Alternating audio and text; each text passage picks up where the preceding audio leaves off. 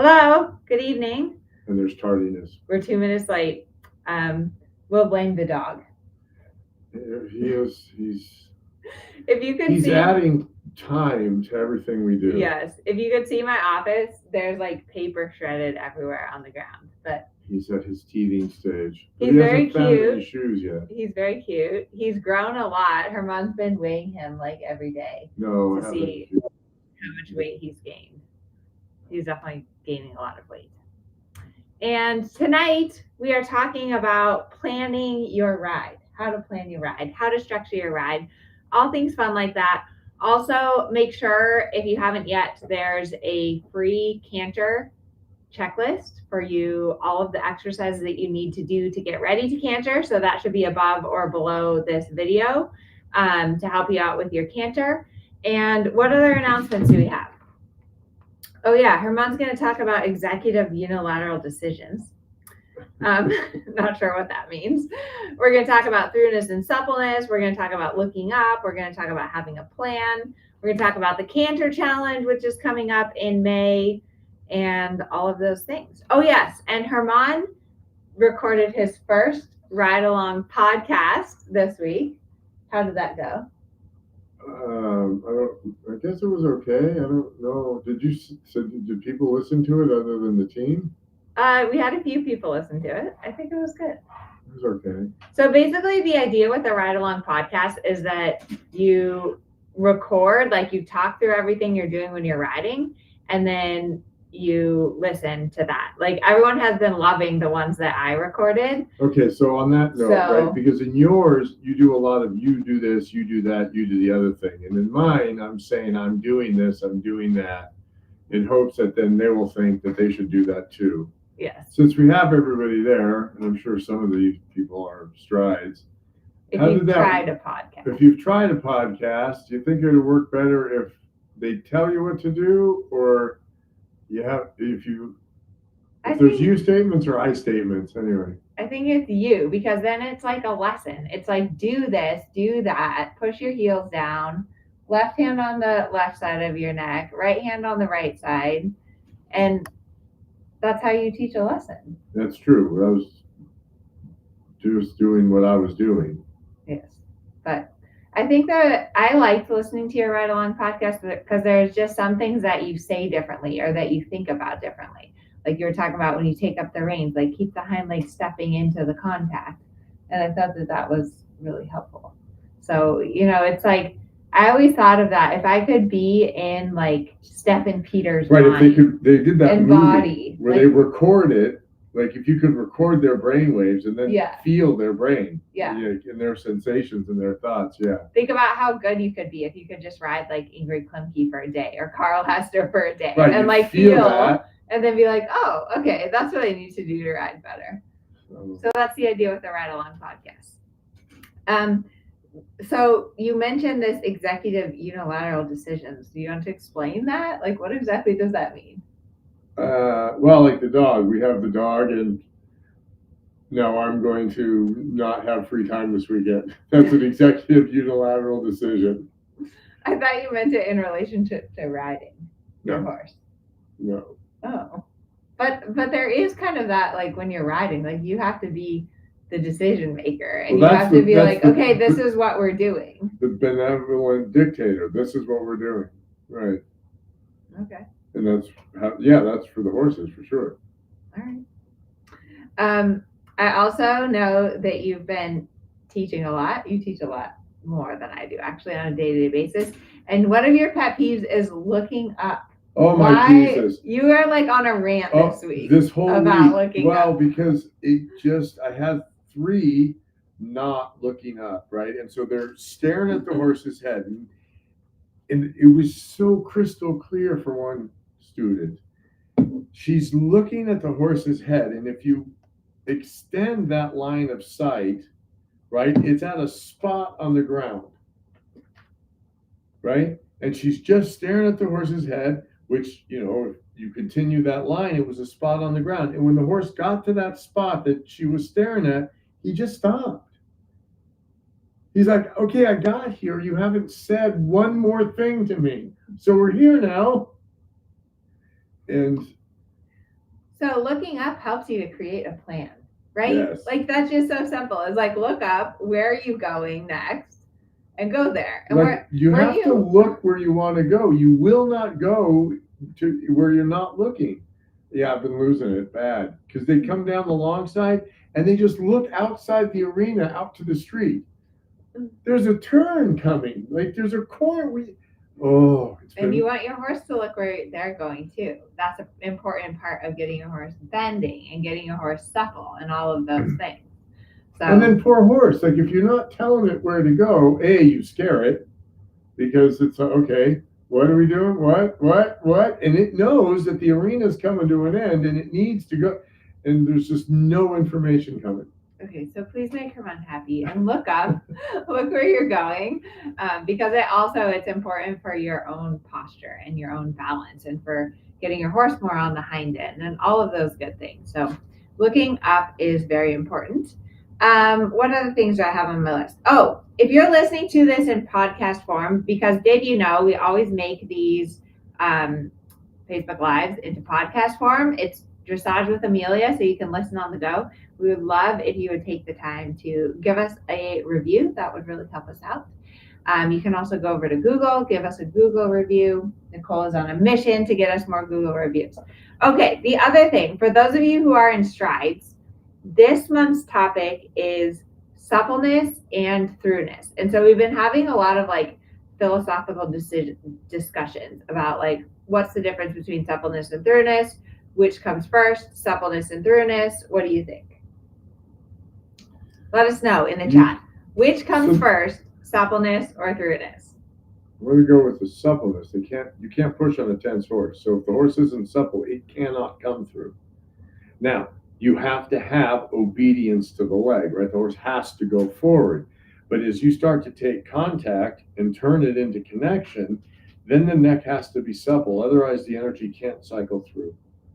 But I feel like suppleness and throughness is like this never-ending stair-stepping. Yeah. It's like one gets you more, the other one gets you more, and you build and build and build. Yeah, because it's like you can't, like Grand Prix suppleness and throughness is very different than training level suppleness and throughness. And yet you do at training level have to have some level of like suppleness and throughness. And I think of throughness as more of like an attitude. Would you agree? It's more of like your horse is listening to the leg, listening to the hand. It's certainly is a physical state, but it's also an attitude. Hey, little duck, out. Messi loves to go under my desk and chew the cords. He chewed out the internet cord today. So we're on Starlink and we're knocking everything over. So anyways, moving on to how to plan your ride. What is your advice for like, how do you like, you're getting on and you're going to ride your horse. How do you think about having a plan? Well, I base it first on what we did yesterday, like where we've been, right? And say, okay, I've been working on counter canter and walk canter and shoulder in, and it may be a canter day or maybe a trot day. And I have this expectation that the horse will be pretty close to what it was the day before. Now, if I don't have that horse, then I just start going backwards down the training scale. Okay, what am I missing? Get all those pieces in place and then bring it back to where I was yesterday. Now, let's say I get on and everything's lovey and everything is just like I left it yesterday. I'll just go back and start with the exercise I was doing at the canter or at the trot, depending if it's a canter or trot day. Yeah. So I'm trying to stay flexible in my mind, right? Like I have a plan. I'm going to do the exercise I was doing yesterday, and then I check in my horse and see if that can actually happen. Yeah, I think that's good because it is like it's very much related to your horse's level and like a routine. Like so much of riding is like the plan for every day is almost the same. It's like the same like pretty much the same warm up with your horse every single day. And then the exercises that you do within that might be a little bit different, but it's always like that same structure and then just layering little bits of things on top of it. Like so much of riding is just consistency and repetition. Because if you have a new plan every single day, that is not going to go well. Right. And my warm, especially with hot, spicy horses, I make sure that my first 10 minutes are always the same as the 10 minutes that were the day before and the day before that, because it gives them a sense of calm. Yeah. Right. So on the hotter horses, the 10 minutes is always the same. And they go, okay, I know what's expected. I do that with them. And then I go, okay, I'm not supple enough. I'm going to do shoulder in. I need to close more, so I'm going to do walk canter. I'm going to do rein back canter and try and get some more engagement so that then when I do my half pass, my canter's more collected. Yeah. And I think sometimes that you do, like, you have to have an idea or a plan. Like, okay, like today I want to go out and my goal is I want to work on the snowman. But then you might get out there and it might be like crazy windy and something's happening and your horse is really distracted and your horse is really tense. And you need to also be willing to change that plan and to be okay with like, today is not our day. Like we're just going to do groundwork today and we're not going to try the snowman because it is important to like listen to your horse and kind of feel out what your horse needs on that particular day. It was so funny in Strides. Someone in the Facebook group posted she had like a really difficult ride with her horse. And it was interesting because she said, before I would have just been so distraught and so upset. And then she said, but I thought of it as just an information gathering session. She said, IGS. Today was an information gathering session. You know, when you have a bad day, it's like, well, okay, that didn't work. And then you figure out why didn't it work? Like what happened? Oh, well, tomorrow's another day. And then when it's that, then I always think, okay, it may not be what I wanted to do, but it is going to be what I said to do. So I had a plan. I was going to do walk canters and half passes today, but that was unavailable. So I may end up doing turn on the forehand, but it's still what I said to do. And so there's that part of it, the submission, where the horse is doing what I'm saying to do. Okay, there's lots of questions like Jody and Liz are asking, how long should your rides be? I think it really depends. I really, it depends on, days in a row that you've done. Your horse's age, your level of training. If you're doing intro level or training level, you're not going to ride for as long. Let's go with the ideal, right? You've got your 8-year-old, 10-year-old show horse that is in regular work, right? And it's in regular work. So my workout, because I walk a fair amount, is going to be somewhere, between 30 and 60 minutes, depending on what the horse understands. I try to do 3 of whatever it is I'm going to do. I go do 3 shoulder ins. I show it to them. We get some feeling, and then I try to get the gold medal in it. Yeah. And then I do the other side with the walk break in there. Now, if the horse is having trouble understanding it, I may have to do it 4, 5, 7 times and then give him a break. Yeah. It depends on the feedback that I'm getting from my horse. Now, obviously that's different for me or Amelia because we've ridden a lot of horses.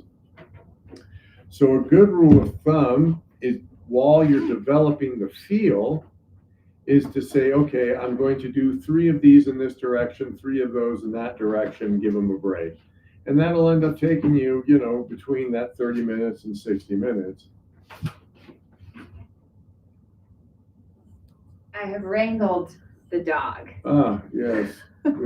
Dog wrangling is now our favorite pastime. But actually, I don't know if it's our favorite pastime, but it's our most predominant pastime.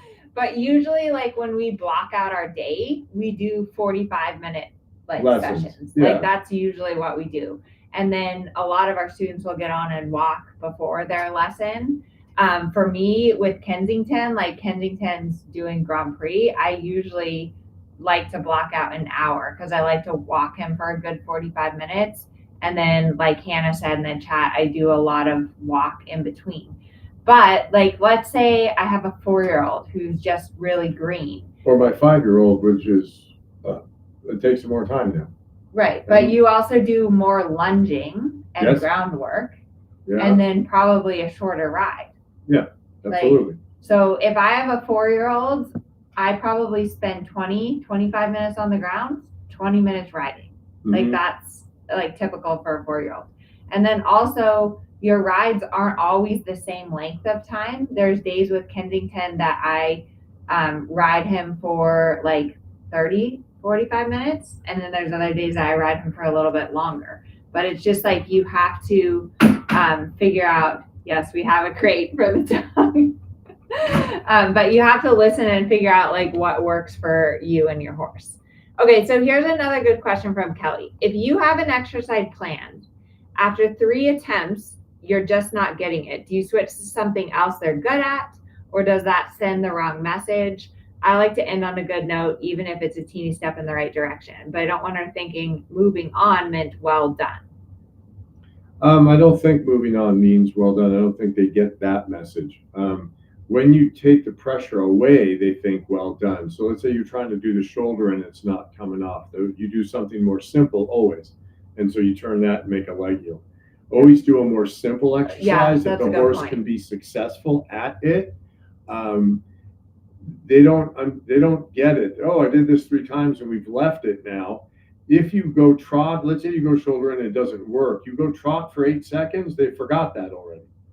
So then you go do leg yield, and then you can walk after the leg yield, because it's the walk that is the reward. It's not stopping whatever you were doing, it's the walk. So let's say you try 3 shoulder ins and none of them work, stay in your trot, come around, do a leg yield. That's good.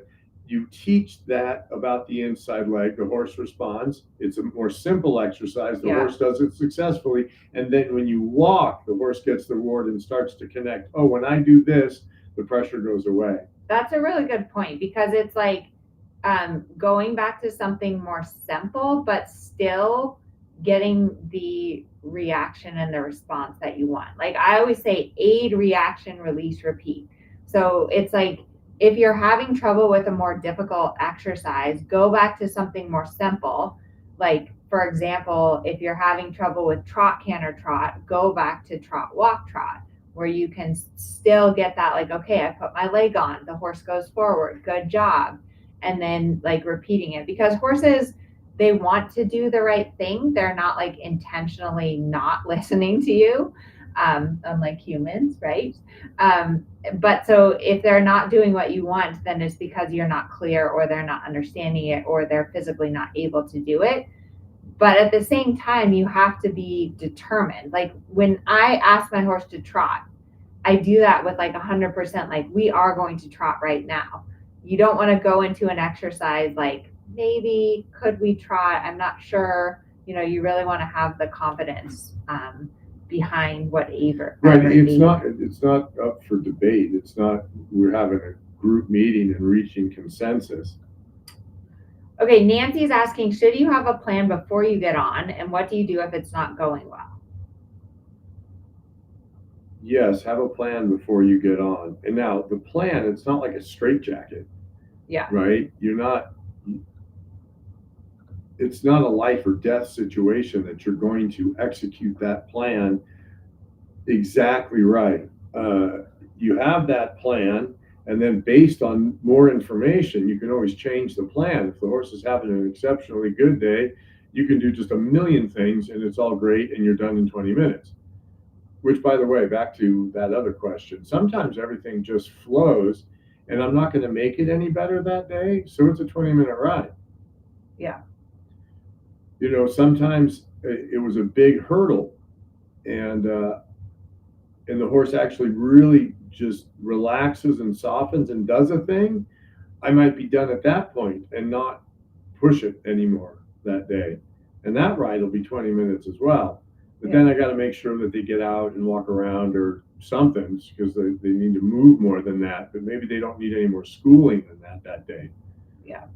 And I think also a lot of having a plan comes from experience. It comes from riding a lot of horses. It also comes from taking lessons. I think lessons help to kind of give you that plan. And that's also, I think, why people really have loved the Ride Along podcast, because it it does kind of give you that like general plan of, okay, let's do this, let's take a walk break, let's try this, let's take a walk break. Okay, so like a cadence to your ride, a rhythm to your ride. And that's why the patterns are so useful too, because you say to yourself, okay, I have a first level horse. These are the things that exist in the test. Amelia's got a million of the patterns there and all those. And you go, okay, a first level horse should be able to complete these tasks. If that happens, then you say, okay, I'm going to look at the movements from the second level and start to add that to my ride. So you come out, you do your warm up, you do the first level-y stuff that your horse knows how to do, and then you take a stab at the second level things, which aren't going to go so great. But if the horse tries and is willing, you reward the effort, you create the work ethic, and as the horse continues to do them, they improve in their ability to do them. Oh, here's a good question from Diane. She has, I have a tendency to quit too early. Like I'll ride for 30 minutes or so and feel like I'm done. How can I structure a ride to stay in the work for another 10 minutes? It's a good question. So you have some exercises available, some patterns available. So you do your 30 minutes. And so like the example that I was just using, I don't know where your horse is, but you've got your second level and you go out and you say, okay, I'm going to do shoulder in and renvers. And then you go, oh, look, I've only been here for 30 minutes. What else is in second level? Oh, there's haunches in, right? There's walk canter transitions. You take a look at where your horse is in the training and you think about the exercises that are available for that level horse. And you just add a couple more exercises in at the end of the ride. Well, at the end of the ride, you go 30 minutes, but you want to do 15 more and your horse is fresh and it's a great day. And so you think about a couple other exercises that are appropriate to that level and you practice those or you try those, and that will also give you more information. Because let's say you go to do the haunches in and you go, wow, the horse isn't really coming off that outside rein, outside leg and coming in. So then you go practice some things to make the horse more obedient to whichever leg that was. Yes, that's great. And I think another thing that will help you if you want to ride for longer is to take more walk breaks. And that's something I really learned from riding a lot with Yo Hinneman is we would do like little segments of intense work and then kind of a long walk break, like longer than I would think, a good like 2-3 minutes of just walking on a loose rein. Because what that walk break does is it gives both you and your horse like a solid time to recover. And then you're ready. You can actually go for longer because you've had that solid recovery time. It's just like when you're doing weightlifting, which I was just at the gym doing my weightlifting, but you do a set and then you rest. And the heavier you go, the longer you have to rest so that your muscles recover. And then you can do another set once you've had that recovery time. And so I think that will also help you to be able to push through. Like if you're tired and you're like, okay, I want to be done, give yourself a good long walk break and then try to push that just a little bit farther. And then also don't do it all at once. Like if you're normally riding 30 minutes, then try to go like 35 and then 40. Like don't just go up to like an hour because that would make both you and your horse too sore. I'll put the podcast link in the chat here if any of you want our podcast because they're awesome. There's another good question, and I know Stacy's here. So Stacy says, if my goal is competition, what should my weekly structure look like as far as test rides, arena work, lunging, hacking, cavalettis, all those things? I am answering that one. I don't do the cavalettis much after my young horses are broke. You don't? I think they're good. Yeah, but not on a regular thing. When they're out there, I'll just go fly over them in the warm up. But I don't do it as on a regular weekly thing. I think the cavalettis are good. They are good. I think we should do them more. That I agree, but you get stuck. But if you're competing, I would say riding 5 days a week. That's what I do. Which answers this other question that was from, where was it? Do you ride every day? Netta Jones? Do you ride every day? I don't ride the same horses every day. I They think have to have days off. They have they to have have to rest recover. days. They have to recover. Yeah. And Yeah. so with my horses, I'd like to do like 3 days and a break, and maybe 3 days or and a break, or 3 days a break, and then 2 days and a break, and then start again. Yeah. That's how I do. But so that's the horse. I end up riding about 6 days a week. You do what? All 7? No. For you personally? Oh, how many days a week do I ride? Yeah. I wish I could ride 7 days a week. That's like my dream. I like to try to ride every day, but not the same horse. Not the same horse. Yeah. So, and then as far as like, if you're getting ready to show, or you're like showing this year, I don't ride through my tests that often, but I would say once a week riding through your test. You don't want to ride through your test every single day. I find it more important to like ride through your test and then figure out where your holes are, like where you need to work on a little bit more, and then address that separately from your in test. pieces. I don't. Yeah. So I use the test as an information gathering moment. Yeah. I go through the whole test, and I don't care about the mistakes. I don't care about anything. I just go from beginning to end, and then then I have to remember what I didn't like. That's if I can remember 7 minutes later what I did in the beginning, I'm doing well. So I go through the whole test, and I go, okay, this stuff is fine. I'm not going to worry about that so much, but this and this absolutely needs work. And then I will find some exercises to do those particular things, and then I won't do the whole test. But whatever that was, let's say it was the trot work, or half the trot work, I will do that 3 or 4 times. The test pattern with the changes of direction. Yeah. And you want to be careful about certain movements. Like I hardly ever practice extended trot or a lot of medium trot on Kensington. Like I'm super. I do the transitions a lot, but yeah, like a few steps, come back. Yeah. But you don't just go like diagonal medium trot. Like that is going to break your horse. The way it was explained to me is we all have an odometer. Yeah. And it varies, like just like in a car. That's why they said it like this. We all have an odometer. So a horse only has so many extended trots in its lifetime. Don't use them up at home. Yeah. And honestly, like the best way to teach your horse more extension is to do the transitions and get them better balanced and better collected and better engaged through their top line. That's going to get you the better extensions. With Kensington at home, I practice a lot more like the half steps and the transitions and a little passage. I don't practice a lot of the extended. So that's another good tip to help you. And then often, like when you're getting ready for a test, it's like this nitty gritty details that are going to get you those last points. It's like your accuracy, the halts. Don't forget to practice your halts. The halts killed me at the last horse show. So it's like that little stuff that's not a lot of wear and tear on your horse, and that you can practice, quite a few halts in a day, but you don't need to practice lots and lots of medium trots. And then the transition, certainly, yes. The response to the leg, yes.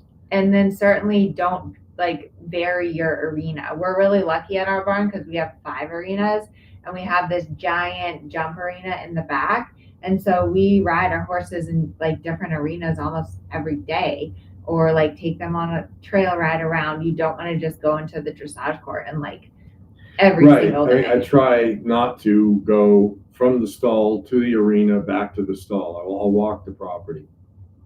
I'll walk the property after the ride, before the ride, but just so that it's not from the stall to the arena back to the stall.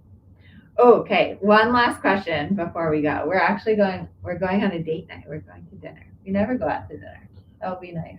Because I'm going to Texas tomorrow. I'm going to freeze in Texas this weekend. It's supposed to be like 30 degrees, and it's a wind chill, and it's a covered arena. So wish me luck that I don't die.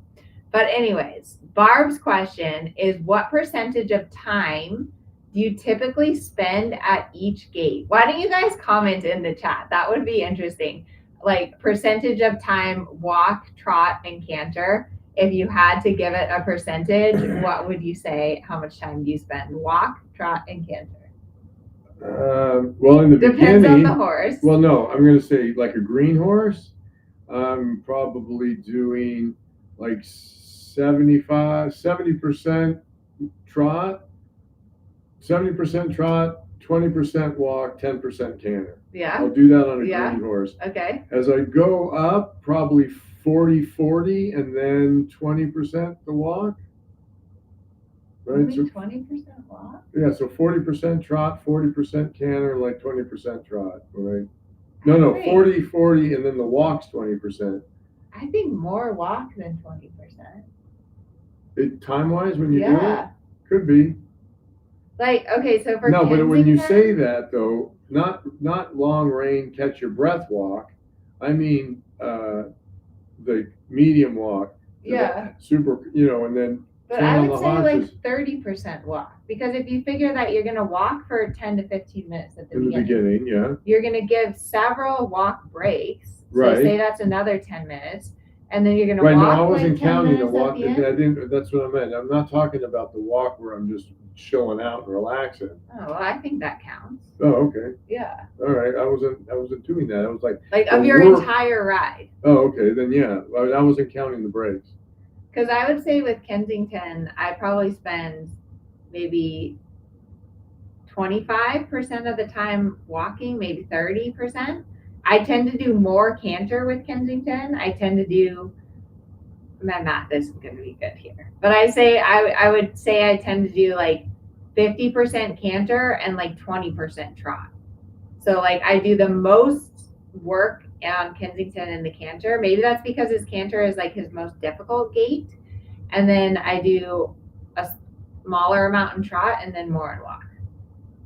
So anyways, let's see. And then 60, it depends on 60% walk, 20% trot, 20% canter. Nicole says 50% walk, 40% trot, 10% canter. 35, 35, 30. Because like with Incognita, I'm going to say right now, currently, I'm doing probably 60% of it in the canter, 20% of it in the walk, and 10% of it in the trot, because the canter is behind where the trot is so far up in front of where the canter is. I'm trying to catch the canter up to where the trot is. Yeah.